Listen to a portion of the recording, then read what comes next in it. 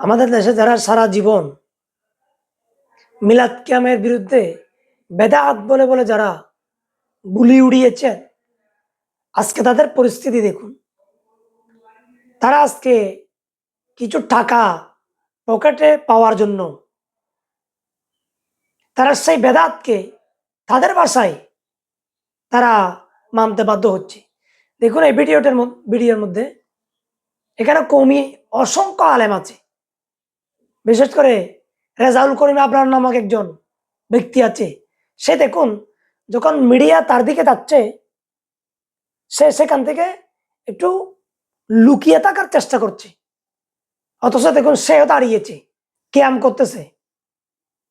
সুতরাং আমরা তারা যদি জাতীয় সঙ্গীত যদি দাঁড়িয়ে দাঁড়িয়ে শ্রবণ করতে পারে, সুতরাং আমরা কেন রসুলের পাকে দাঁড়িয়ে সালাম দিতে পারবো না? অবশ্যই আমরা পারবো। সুতরাং এহসানান এটা জায়েজ, এটা কখনো বেদাত নয়।